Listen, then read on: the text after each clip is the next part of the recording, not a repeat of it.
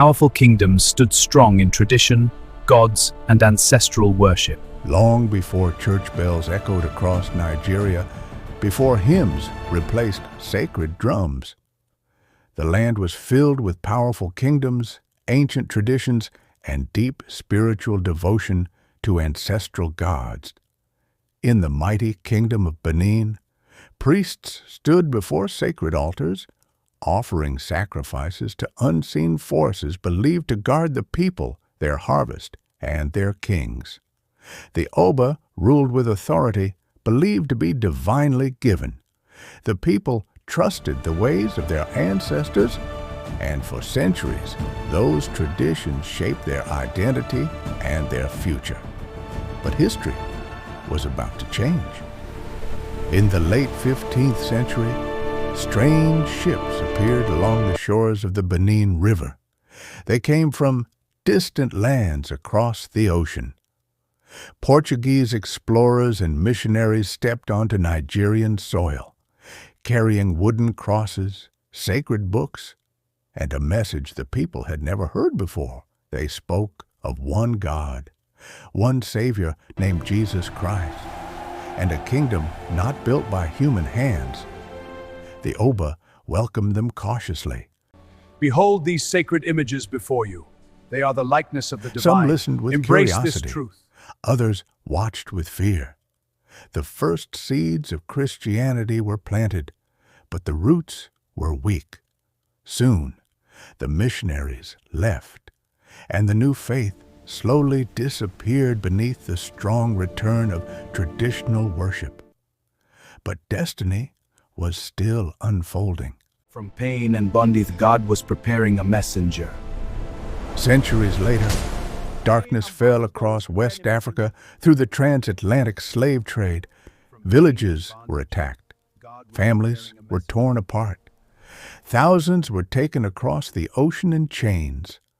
Among those captured was a young boy. His name was Ajayi. He was taken from his homeland, separated from everything he knew. But fate intervened.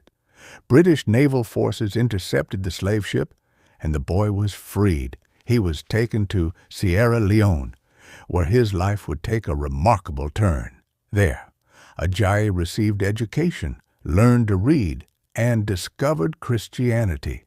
He later took the name Samuel Ajayi Crowther. From slavery, he rose to become a scholar, a preacher, and a leader. Brothers and sisters, the river of faith flows eternal. Let the waters carry our prayers. Crowther returned to his homeland, not as a slave, but as a missionary. He traveled through the river Niger, moving from village to village, preaching the gospel in languages the people could understand. He translated the Bible into Yoruba, allowing thousands to hear Christian teachings in their own tongue for the very first time. Communities began to listen. Some embraced the new faith with hope. Others rejected it with anger. Faith divided families and tested loyalty to culture and tradition. And change brought conflict. Traditional priests warned that abandoning ancestral gods would bring disaster. Families were divided. Some destroyed charms and idols, believing in the power of the cross. Others fought fiercely to preserve the traditions of their ancestors. The battle was not fought with weapons, but with belief, identity, and spiritual loyalty. Children, you are the future of this village. Yes, teacher. Missionaries and African church leaders built schools across southern Nigeria. Children learned to read and write for the first time. Hospitals were established, offering medical care previously unknown in many communities. Christianity began to reshape education, leadership, and social development across the region.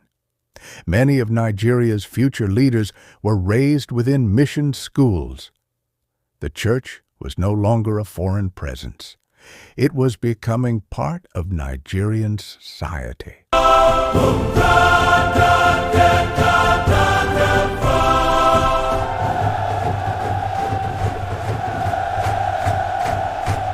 By the early 20th century, Nigerians began leading their own spiritual movements.